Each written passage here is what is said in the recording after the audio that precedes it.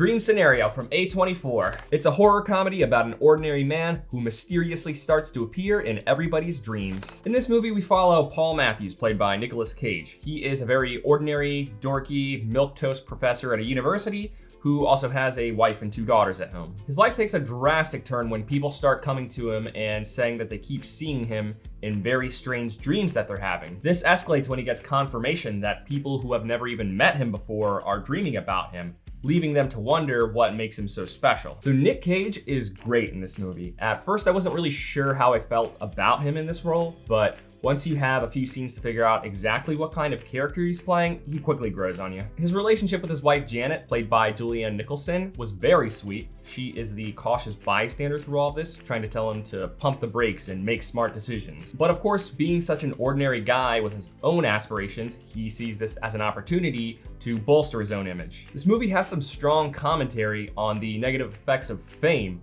Of course, this is a much more exaggerated and supernatural type of fame that nobody alive today could ever experience. But nevertheless, it shows us how ordinary people can become entranced by the conveniences of having a high profile. And once you have one, you can't just throw it away at your own will. This movie also includes some light commentary on cancel culture. I wouldn't say that it's what the movie revolves around, but it does give us some interesting perception of what it's like to be the person experiencing it. At first, from watching the trailer, I was worried that this movie was going to be packed with unrealistic dialogue or cringy humor, but I'm happy to say that this was not the case. This movie had great dialogue across the board. The way that everybody talks about this very strange phenomenon with Paul is more or less how I would expect people to actually talk about it in the real world if it were to happen. There were some instances later on in the movie after things start to go south where I would like to think people wouldn't actually behave so irrationally, but that's more so just a small thought and not necessarily a solid opinion. This didn't ruin the movie for me by any means. This is very much a dark comedy. There are some pretty dark dreams people are having about Paul, and this is what leads to a shift in tone later on. So we actually see on screen the dreams that people are having about Paul.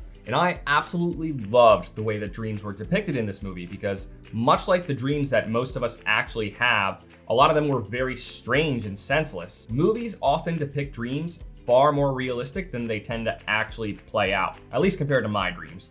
But not in this movie. A lot of these dreams are depicted in a very semi-realistic way. We see people dreaming about walking through the woods wearing very strange clothes and eating very strange things for some reason, and having erotic dreams about people they would otherwise have no attraction to. I also love that the set design further adds to the semi-realistic nature of the dreams. When we see someone having a dream that takes place in their house or bedroom, we can see that it's the same place, but in their dreams, all the wall art and home decor is absent, or there will be a random piece of art that isn't actually there in the real world. The editing of this movie was also really good. The scenes that were meant to be eerie really felt that way, partially from the ominous lack of music, but also the sort of horror-esque cuts that the editor is doing to jump through the parts of a scene where someone is doing something cruel. I did think it was an interesting choice to put a heavy film grain over top of the footage. This gave the movie a bit of a 90s or 2000s look, which I liked. I just don't really see why, since the movie takes place in 2016, if I recall correctly. It's interesting how fun this movie was, considering how eerie and weird it was,